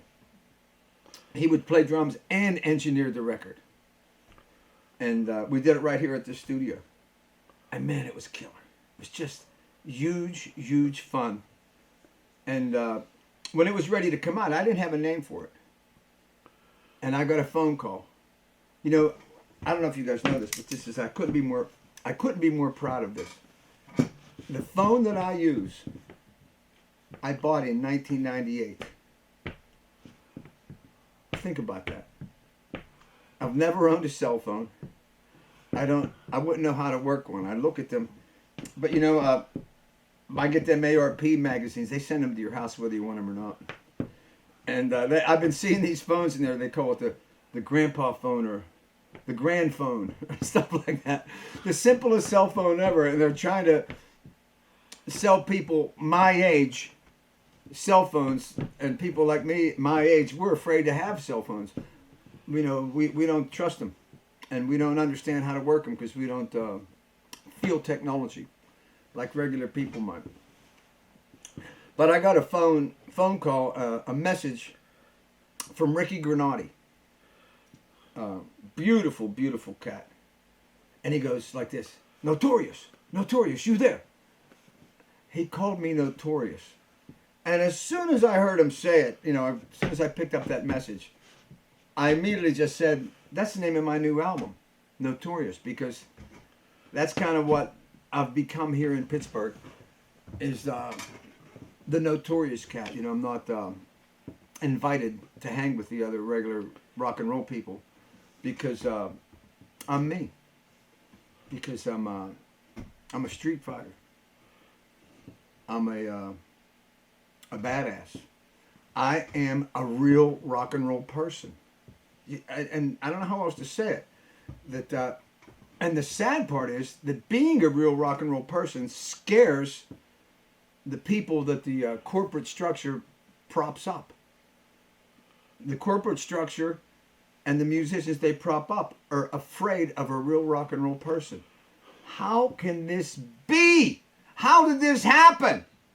But there's so many things in our society and in our country that happen that you just always go like, how in the hell did that happen? I mean, how could this be and have perpetuated for so long and no one pointed it out?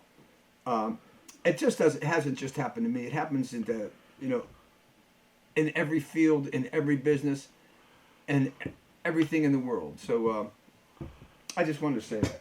But man, I'm glad that we're here together. I was thinking of a song that I could play for you guys. I can't. Maybe we'll try one on acoustic guitar. See what you think of it.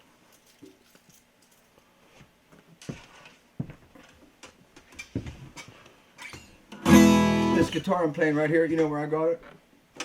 It was given to me by Mr. Harold Gurley Bottoms because he knew I was so cheap and so backward that I was doing gigs where I needed an acoustic guitar and doing sessions where I needed an acoustic guitar, but I would never buy one because I'm me.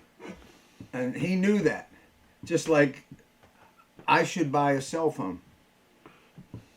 But everyone that knows me knows that I won't. Because, why? Because I'm me.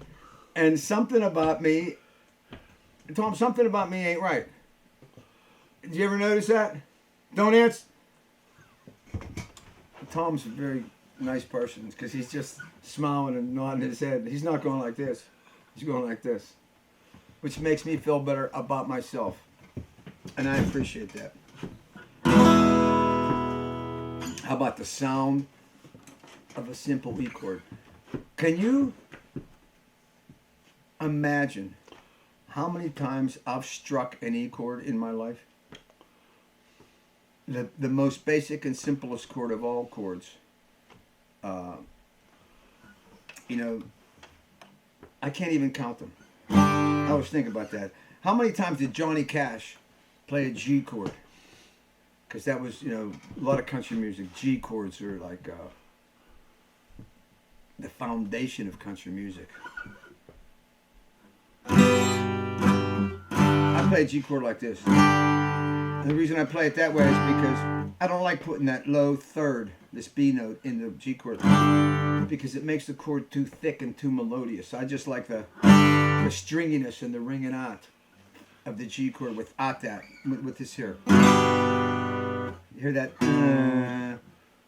It makes it too sweet. It's like putting too much sugar in your coffee. So I play it like that. Now that's a nice pure sound, and you could take it any way you want to go. And when you do it like that, that chord has no sex. It's asexual. Because when you're playing a chord, the note that gives a chord its sex is the third. I don't know if you knew that.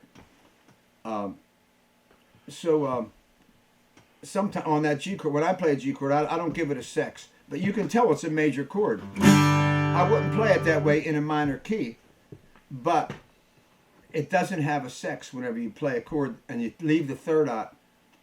And the third is the note of the chord, of the triad, that defines whether it's a major chord or minor chord, male or female, or somewhere in between. Let's just do a little something we did a couple weeks ago, but let's just do it again. And when we do it, let's think about the great Glenn Pavone, the big cheese. A guy that stood taller than other men in every way, and really should be celebrated more in this town. It's 10 years this summer that he passed on, and I try to mention his name every night that I play, a couple times, only because I feel lucky to have known him. I feel lucky to have hung out with him, and it's kind of simple, right? I'm sure we all met people that we always just go, man, am I glad I got to meet that person. Or, man, there's somebody you went to school with. You go, man, we were just in the same grade. And for the rest of your life, you think about that person and you prop them up a little bit. Because it's a natural thing for you to not look this way at them, but look this way. Because you thought so much of them. And that's how I felt about Glenn.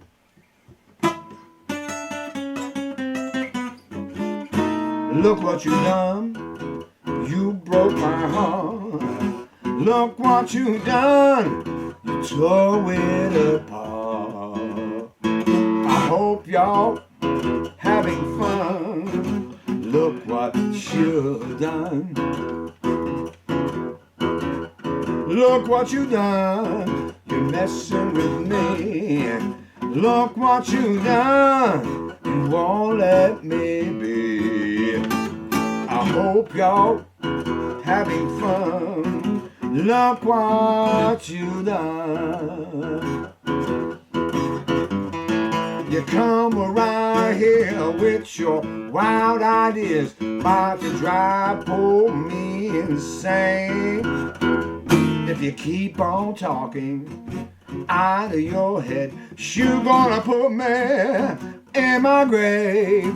Look what you done, you made me cry.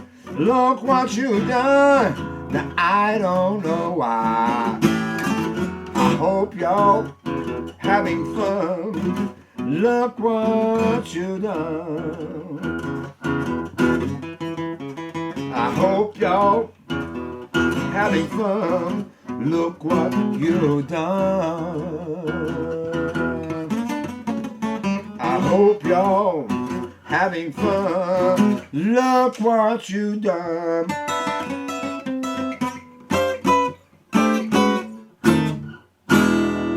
Look what you done.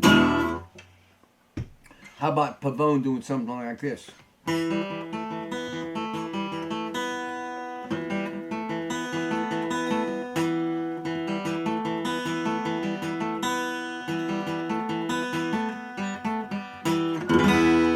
Boilermaker, man. Pavone, when he would strap that on, ain't nobody nowhere didn't feel the power and the glory of what he was bringing to the table. Because he was so powerful.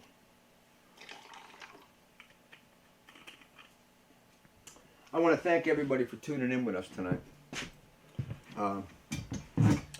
Gives me a chance to, it sounds stupid to say, gives me a chance to be somebody. Because most of the time, what we've been doing, like what everybody else been doing. Been staying home with my hillbilly queen, our wonderful puppy, Lucy. half Chihuahua, half Min Pin. All crazy. Wild as they come. Our little male cat, Little Man, and our female cat, Sugar. We sleep in the bed together. Little Man sleeps on the end, then me, then Sugar, then Toots. And on the far end is where Lucy sleeps. It's kind of fantastic. 5 of us in a giant 1970s water bed. We bought our bed 20 years before we bought our phone. We bought our bed in the 70s. We still sleep in it. It's a water bed. You know anybody that still sleeps in a water bed? Besides me and Toots? You know anybody that don't have no cell phone? Tom's shaking his head. No, he don't. That's who we are. We're those kind of folks. You know, we have a lot of things left over from the 70s in my life. But you know what? I don't live in the 70s. I don't live off my music from the 70s. I could just play the music that I played in the 70s and that would be that. And everybody would think nothing of it. It would seem normal because that's what other guys my age do. But although I sleep in a bed I bought in the 70s and I talk on a phone that I bought in the 90s, I play music that I'm writing today. And it makes me different. And it's another reason, I guess, that I'm considered the black sheep because I don't stand on a mountain and scream that I used to be around in the in the 70s and the 80s. I'm playing music that I'm writing today. You know, what the hell's that? All the 412. You can get across town if you call a jitney. And take the back way. That could get tricky. Don't get on the parkway around breakfast or supper. Route 28, it's bumper to bumper. You're going to have to tunnel your way through the 412. Messing with the law. Young. I'm performing music that I'm writing today. And it makes me different than the other cats that I grew up with because I seem to be standing by myself in that regard because I refuse to rest on the laurels from the 1980s when, you know, everybody was the Pittsburgh rock scene was brand new. I'm talking about the 2020s. What am I going to do in the 20s? What kind of music can I come up with? What can I offer? Who can I become?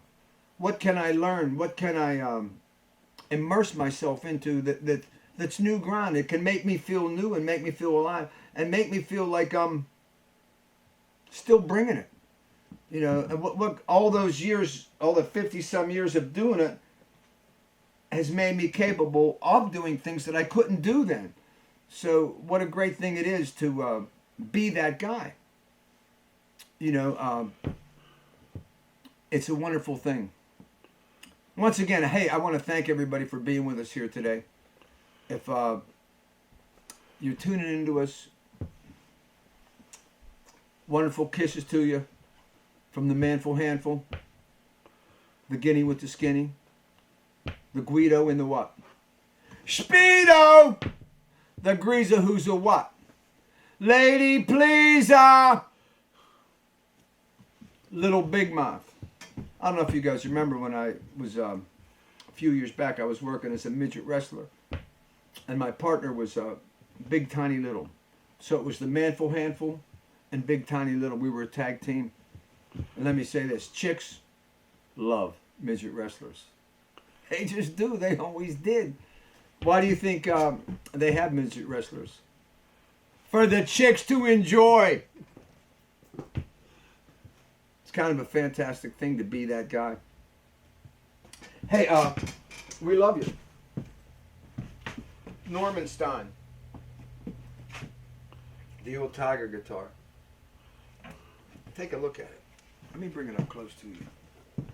What do you think of this? This is a piece of rock and roll history. This guitar has done more rotten, stinking, thankless gigs than you could shake a wiener at. Look at it. You can see the lines in its skin. It's all old and grizzled. It's been remade a couple times. Look, this hardware doesn't match this hardware because I was always just redoing it. My original neck cracked because I would just drop this damn thing all the time. So, but this is a Mighty Mite neck. It has a crack in it too up here, but it seems to be hanging on pretty good. But look at this Tiger guitar. How manful. How rock and roll is it? Have you ever seen a more rock and roll guitar than this? It has the scars on its face. Look at its ass. Look at the hind end on this, honey. Hello,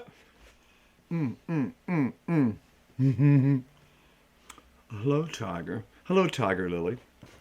You know, this guitar used to hang at the bottom of my steps. And every morning when I would come down the stairs, and now it's old red that hangs, but every morning when I would come down the stairs, I would look at that guitar. First thing in the morning, I'd look at it and just go like this. Well, hello, little lady. And she would smile and wink back at me like this here.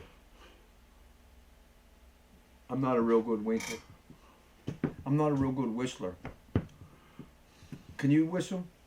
Let me hear you whistle. Tom got I used to be able to whistle, and I can't whistle anymore. What does that say about Tom's face? His face used to be able to whistle. Now it don't tighten up like that. Let me see if I can whistle. I don't have much of a whistle left either. I can whistle like this, but I can't whistle like this. I don't have it. I'm all dried up. I'm an old bag of meat, a little saggy in the back seat. Many times my ass has been beat, but once again, I pick myself up, stand tall, and say, you know what? I'm going to be somebody. I'm going to be the man that I need to be. I'm going to get with it. With style.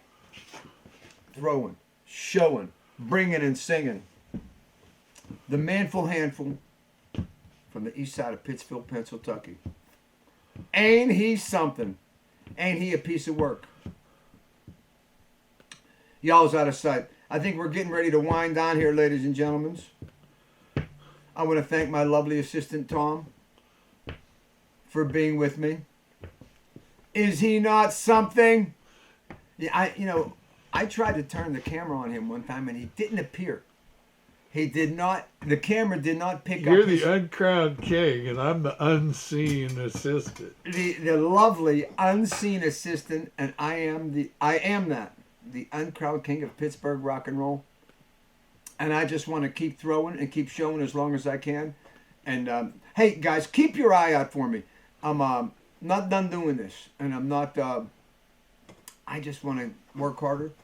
And the next time I see you, I'm gonna have more things to say, more songs to play. I'm gonna try to do some new things. I had a couple songs that I was gonna recite the lyrics to, but I decided it wasn't the right time.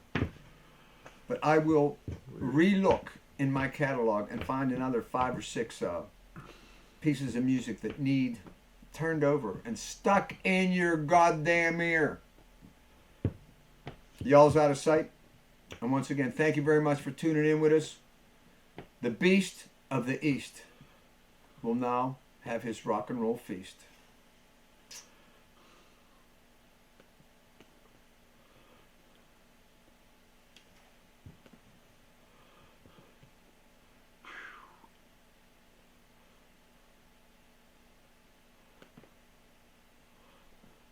Well, I don't know if there's a lot of traffic on the internet today or whatever. It did break up quite a bit. Oh, it did? Yeah, I mean... How do you know?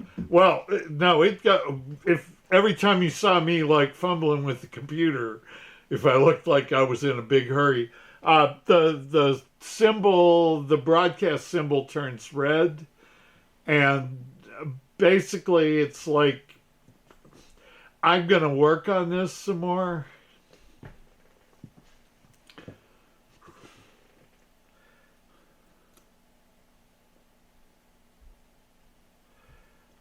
Do you think there'll be some glitches in the final product? Oh yeah, there's breaks in the. I mean, I will put it together. I'll get everything and I'll put together a. See, what I was trying to do at first, I was trying to record on the computer while broadcasting, and evidently that didn't work. But then, see, there's like an X factor about this that I still, as many times as I've done it, I don't always know what's happening. Do you think?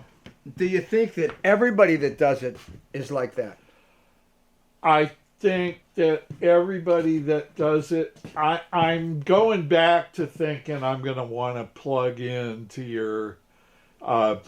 your box rather than do it wireless. I think that little bit, I think that little bit of it slows the signal down a little bit. What I may want to do is come down here for a couple hours. You don't have to be here. I mean, I wouldn't mind being here. Yeah, well, what I wanted. What are you thinking about? Like, I want to continue doing this in some fashion. I've been kind of, as I think about it, I don't know what fashion that is, I mean, and also a lot of it's going to depend